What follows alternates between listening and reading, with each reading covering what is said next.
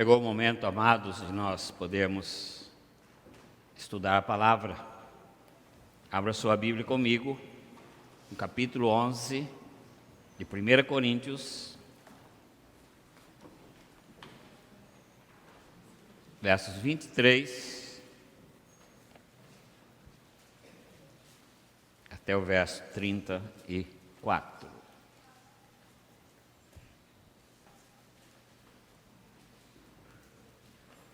Primeira carta de Paulo aos Coríntios, capítulo 11, versos 23 a 34. Nosso tema hoje é realidades da ceia do Senhor. Nós temos diante de nós a mesa, então vamos estudar um pouquinho sobre esses elementos, o que representam para a vida do salvo. Vamos ler responsivamente, eu leio os versículos ímpares e a igreja os versículos pares. 1 Coríntios 11, começando pelo verso 23, diz assim a palavra: porque eu recebi do Senhor, que também vos entreguei, e o Senhor Jesus, na noite em que foi traído, tomou o pão.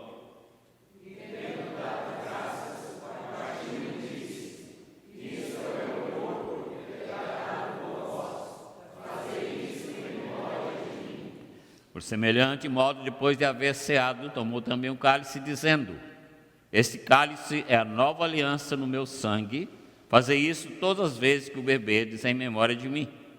Porque todas as vezes que comerdes este pão e beberdes o cálice, anunciais a morte do Senhor, até que ele venha. Por isso, aquele que comer o pão ou beber o cálice do Senhor indignamente, será réu do corpo e do sangue do Senhor. Examine-se, pois, o homem a si mesmo, e assim coma do pão e beba do cálice. Pois quem come e bebe sem discernir o corpo, come e bebe juízo para si. Eis a razão que há em vós muitos sábios e doentes, e não poucos que dormem. Porque se nos julgássemos a nós mesmos, não seríamos julgados.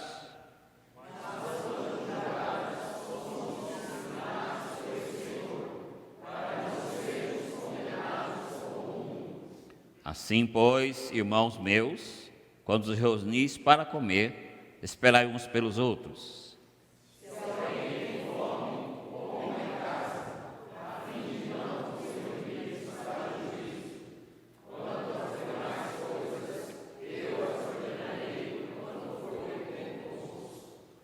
Feche seus olhos, vamos orar. Pai querido, estamos diante de algo extremamente maravilhoso, que é a mesa instituída pelo Senhor Jesus Cristo. Pai, nós lemos a Tua palavra, o Senhor sonda os nossos corações e nos conhece. Por isso, ó Pai, agora com muita humildade, nós suplicamos que o poder do Teu Espírito trabalhe com liberdade no nosso meio, para nos convencer a respeito das verdades do Teu Evangelho. Pai, fala com a Tua igreja, trabalha, ó Pai, a Tua igreja através da minha vida, que sou apenas um vaso, todo cheio de defeito nas mãos do Senhor. Pai, nos curvamos diante da sabedoria, do poder, da honra e da glória do Senhor, que é o nosso castelo forte. Oramos, ó Pai, em nome de Jesus. Amém. Irmãos, o comentário bíblico de Bacon diz o seguinte sobre esse texto, ou sobre a ceia. Diz: a ceia do Senhor é uma recordação espiritual do ato da redenção do Senhor Jesus, e também um testemunho público de nossa fé no Senhor Jesus. Ou seja, quando você está tomando a ceia, que nós vamos tomar daqui a pouco, você está recordando espiritualmente do corpo e do sangue do Senhor Jesus, que foi sacrificado por nós. Quando você está testemunhando, tomando a ceia, você está também testemunhando publicamente a sua fé em Jesus. Talvez alguém que está vendo pela internet vai ver você amanhã, vai dizer, mas o que significa a ceia do Senhor? Você vai dar o seu testemunho sobre o que significa a ceia. Você vai testemunhar do autor da ceia, que é o Senhor Jesus Cristo. Calvino faz assim uma declaração mais longa sobre a ceia do Senhor. Diz assim: antes de tudo, os sinais são o pão e o vinho, os quais representam o mantimento espiritual que recebemos do corpo e sangue de Cristo. Porque como no batismo, ao regenerar-nos, Deus nos incorpora à sua igreja e nos faz seus por adoção, assim também temos dito que com este desempenha o papel de um zeloso pai de família, proporcionando-nos continuamente o alimento com o qual nos conserva, mantém aquela vida em que nos gerou com sua palavra. O único bem e sustento de nossas almas, que é o Senhor Jesus Cristo. E por isso nosso Pai Celestial nos convida para que venhamos a Ele, para que alimentados com esse sustento, possuamos dia após dia maior vigor, até chegar por fim à imortalidade nos céus. Palavra de João Calvino sobre a ceia. E portanto, nesta noite, queridos, eu quero desafiá-los a que celebremos a ceia como um agradecimento solene. Lembramos sim momentos tristes pelos quais passaram o Senhor Jesus Cristo, mas é um momento solene, um momento de agradecimento. Mateus 26, o Senhor Jesus diz assim, o texto narra o seguinte: enquanto comia, tomou Jesus um pão e abençoando o partiu e o deu aos discípulos, dizendo: tomai, isto é o meu corpo. Então o Senhor Jesus está falando para você, meu irmão, para você, minha irmã, para comer do seu corpo. Por quê? Porque o corpo dele é o alimento necessário para produzir a vida verdadeira. Ele diz: quem dele comer jamais terá fome. Porque o meu corpo é verdadeira comida, diz o Senhor Jesus Cristo. E sempre que a gente está diante da mesa, sempre que a gente está diante da ceia, nós vemos aqui uma oportunidade de bênçãos. E como nos orienta o texto, devemos participar com uma atitude correta para que seja realmente uma bênção na vida da gente. Certa feita nós estávamos realizando um trabalho especial na cidade de Belo Horizonte, um trabalho do presbitério, e concluímos o trabalho com a ceia. E uma irmã muito querida, que já está na glória, ela chegou perto de mim e falou: pastor Camargo, se eu tomar a ceia indignamente, eu posso ser castigado, não posso? Diz a Bíblia, diz assim, é a orientação bíblica. Eu falei: se eu tomar a ceia com o coração cheio de fé e crendo que esses elementos podem ser usados pelo Senhor Jesus para me curar de uma enfermidade. Eu falei: creio também. Se eu tomar a ceia com fé, crendo, o Senhor da ceia pode muito bem te curar, porque Ele é o dono da sua vida. Ele é o dono da ceia. E dias depois, essa irmã me procurou com o resultado de exame. Aqui, pastor, o resultado da ceia do Senhor, eu sou totalmente curada. Então, queridos, é um momento muito especial, esse momento. E o Senhor Jesus diz assim: façam isto, na linguagem de hoje, em memória de mim.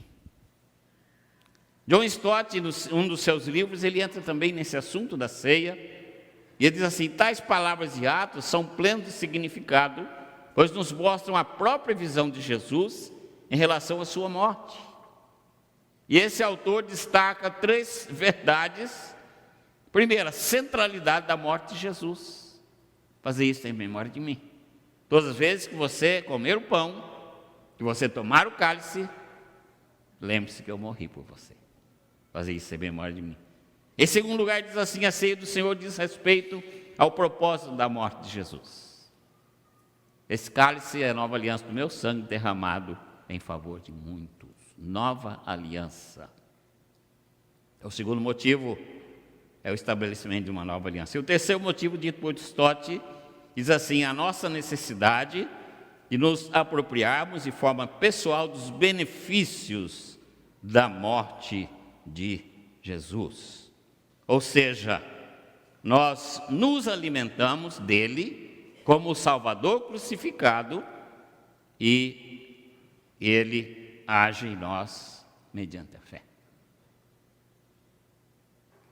Você, ao tomar esses elementos, pense sempre nisto.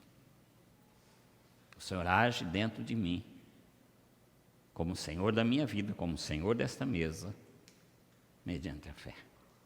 Por isso, a seriedade, queridos, quando nos aproximamos da mesa do Senhor. Então, esse memorial é uma bênção para a vida dos salvos. E nós vamos meditar nesta noite sobre as realidades da ceia do Senhor. E a primeira realidade que o texto nos chama, versículos 23 até o 26, a sua primeira parte, é que nós devemos olhar para trás. Ao tomar a ceia, devemos olhar para trás. Verso 23 a 26, a primeira frase, verso 26, diz assim: porque eu recebi do Senhor que também vos entreguei. E o Senhor Jesus, na noite em que foi traído, tomou o pão, e tendo dado graças, o partiu e disse: isso é o meu corpo que é dado por vós, fazei isso em memória de mim. 25. Por semelhante modo, depois de haver ceado, tomou também o cálice, dizendo: esse cálice é a nova aliança no meu sangue, fazei isso todas as vezes que o beberdes, em memória de mim. Porque todas as vezes que comerdes este pão e beberdes o cálice, anunciais a morte do Senhor, até que Ele venha. Então devemos olhar para trás, ou seja, fazer isso em memória de mim. E as duas vezes, na bênção do pão, na bênção do cálice, o Senhor Jesus destacou: fazei isto em memória de mim. E Paulo diz: o que eu recebi também vos entreguei. Ou seja, diz: porque eu recebi. E esse eu aqui, queridos, ele tem um sentido assim de que não foi eu que inventei isto. Por quê? Que é a primeira narrativa da ceia do Senhor, esse texto de Coríntios. Porque ele foi escrito antes dos evangelhos. Então Paulo estava orientando aquilo que a igreja ainda não sabia.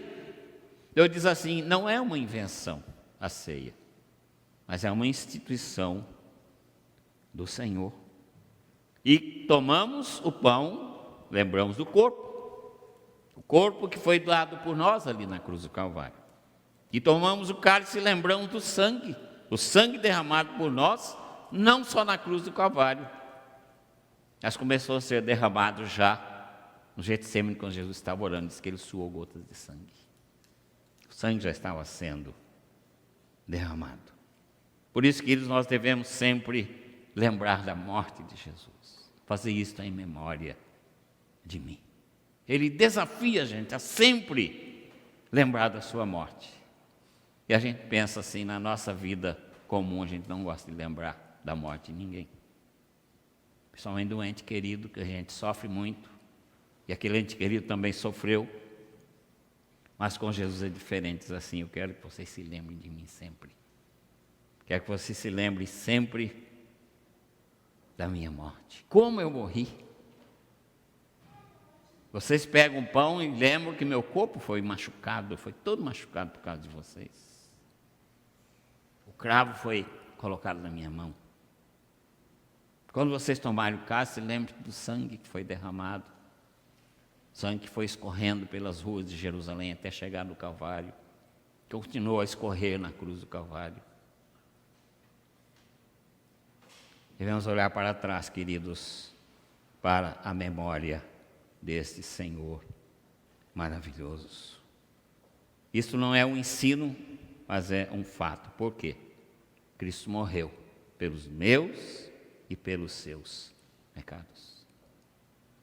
O profeta Isaías profetizou muitos anos antes, dizendo assim: Todos nós andávamos desgarrados como ovelhas.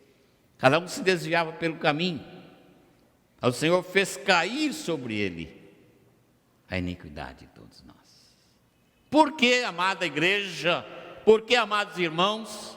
O Senhor fez cair sobre ele a iniquidade que era nossa, que era minha, que era sua, que era nossa. Primeiro, pagando um débito que nós não poderíamos jamais pagar. Segundo lugar, ele morreu mostrando também seu grande amor por nós. Mostrando seu grande amor por nós. Veja que Paulo escreveu também em Romanos capítulo 5, verso 8. Mas Deus prova seu próprio amor para conosco, pelo fato de ter Cristo morrido por nós, sendo nós ainda pecadores. Então, quando lembramos o memorial de Cristo, logo lembramos que alguém inocente se entregou nas mãos de homens pecadores que carregou sobre o seu corpo os pecados do mundo. Então não é simplesmente uma história. Isso está na história, 2000 anos atrás. Sim, está assim. Mas para você e para mim, que somos salvos, é muito mais do que isso. Não é só um relembrar, mas é uma participação nas realidades espirituais da ceia do Senhor. Sempre, outras igrejas que eu trabalhei, sempre quem arrumava a mesa da ceia era SAF, e arrumava bonito, e colocava cacho de uva, e colocava folha de uva, e fazia aquele arranjo bonito, né? Mas a ceia, queridos, por mais bonita que esteja a mesa, ela não é para nós algo para se admirar apenas, como a gente admira uma obra de arte. Que mesa da ceia é a mesa da comunhão viva, com o seu coração, com o meu coração, através da fé.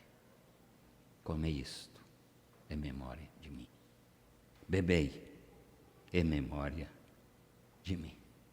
Portanto, os nossos olhos devem estar sempre voltados para o Calvário, ao olharmos para a mesa. Por quê? A gente vai lembrar o quanto sofreu por nós o nosso Salvador.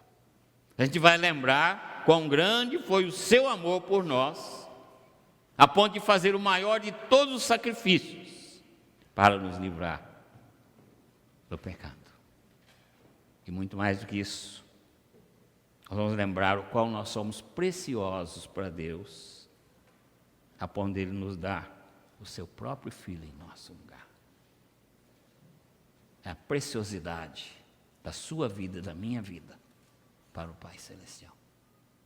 Você é tão precioso, você é tão preciosa, amada irmã, que o Pai deu o Filho dele para morrer no seu lugar e no meu lugar. Então esta é a primeira realidade da ceia. Você deve olhar para trás, fazer isto em memória de mim. A segunda realidade da ceia, eu devo olhar para frente. Devo olhar para frente. Anunciais a morte do Senhor até que Ele venha. Até quando nós vamos tomar a ceia? Até que o Senhor venha. Até que Ele venha. Portanto, queridos, a volta do Senhor Jesus será uma abençoada esperança, tem sido e sempre será, até o dia em que ela se concretizar, uma abençoada esperança para a igreja. E quando você olha para a ceia, você lembra: Jesus morreu. Quando você olha para a mesa da ceia, você lembra: Jesus ressuscitou.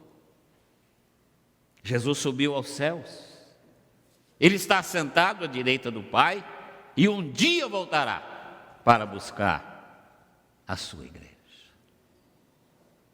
Enquanto vivemos, queridos, nossas lutas pessoais, no dia a dia, nós precisamos estar sempre contemplando esse futuro anunciado por Deus através da profecia. E aí o seu corpo, o seu coração vai se enchendo de esperança, porque você sabe que um futuro glorioso te aguarda, apesar de todas as aflições do tempo presente. Um futuro glorioso aguarda o povo de Deus. Então nós somos o povo da esperança. Esperança no cumprimento da grande promessa.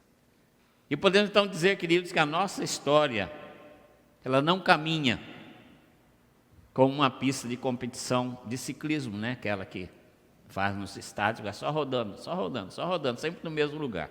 Então a nossa história não é assim. Ela não fica dando voltas como aqueles ciclistas.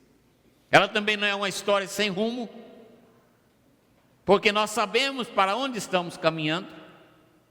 Nós temos convicção do nosso destino eterno. Ela também não está esmagada debaixo de um rolo compressor, de algo que é uma determinação dura.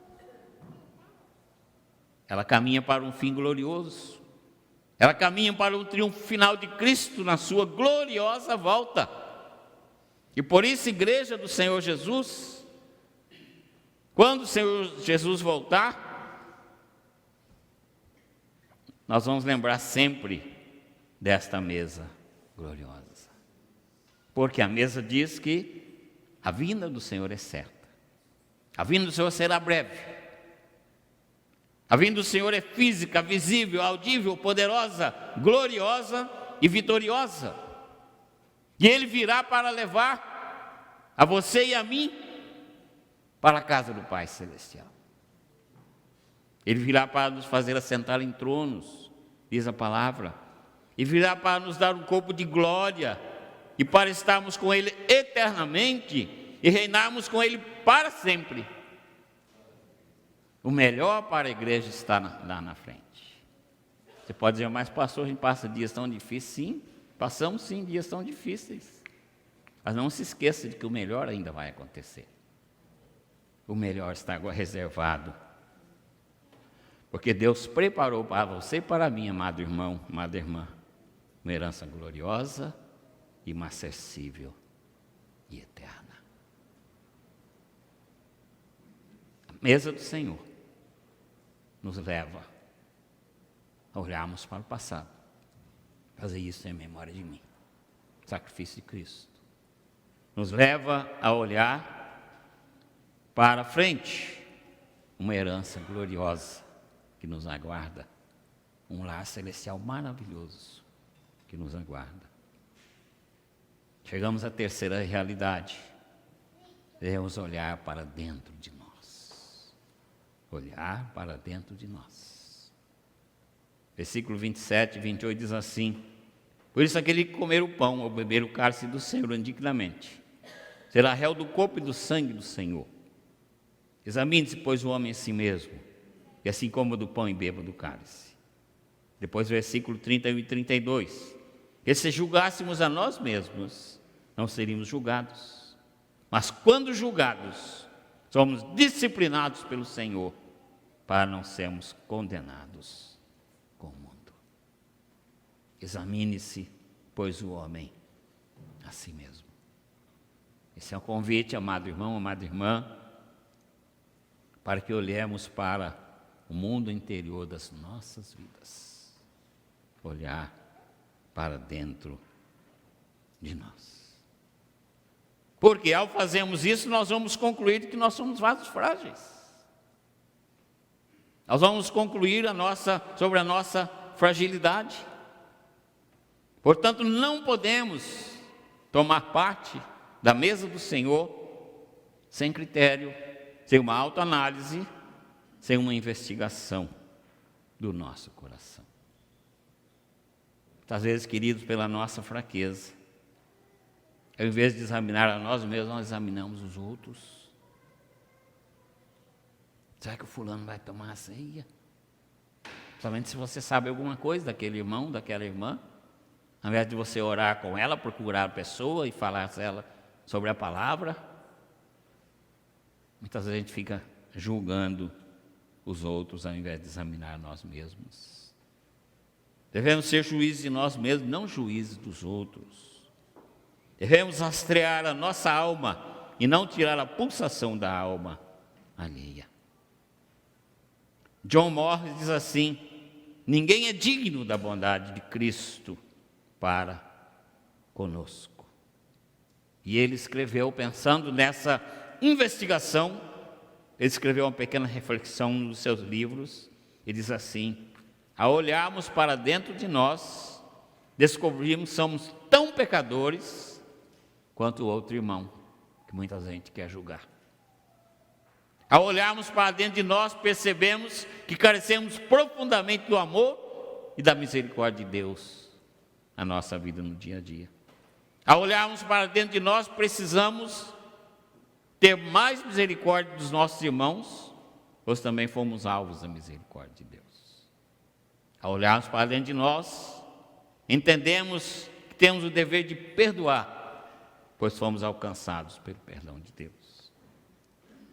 Contemplamos o quanto Deus é grande e glorioso, e o quanto somos pecadores, pois fomos criados pelas suas mãos.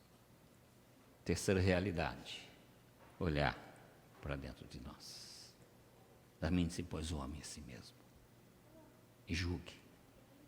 Você vai ser seu próprio juiz. E diz Jesus que ninguém nos constituiu juízes sobre os outros. Essa é a terceira realidade. E a última realidade, a quarta realidade: olhar ao redor. E Paulo, pode dizer assim, que ele pega pesado com a igreja de Corinto, quando ele diz assim, verso 33, 34. Assim, pois, irmãos meus, quando vos reunis para comer, espera uns pelos outros. Se alguém tem fome, coma em casa, a fim de não vos reunirdes para juízos. Quanto às demais coisas eu vos ordenarei quando for ter convosco. Havia um problema muito sério na igreja de Corinto, que haviam grupos separados, no popular, as panelinhas. E esses grupos, cada um levava, o seu lanche, e eles chegavam lá e já iam logo comendo, para que quando chegassem os outros, provavelmente os mais pobres, não tinha sobrado para eles. Então Paulo corrige a igreja, dizendo: se você está com tanta fome que tem de chegar e comer antes do outro irmão chegar, então come em casa primeiro. Aí na igreja você vai viver um momento precioso de comunhão. Por quê? Porque a igreja é uma família. Pobres e ricos, grandes e pequenos, líderes e liderados, são iguais em Cristo Jesus.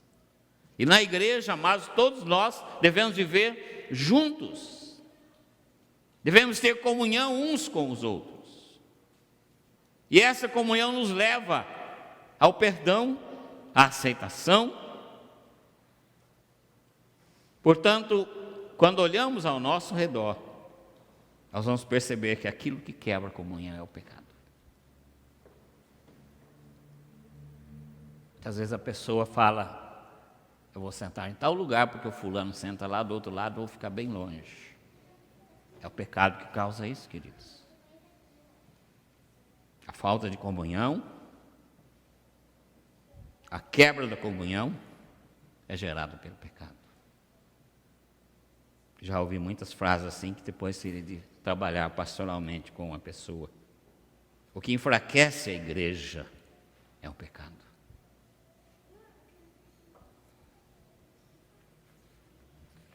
O que traz doença para a igreja é o pecado.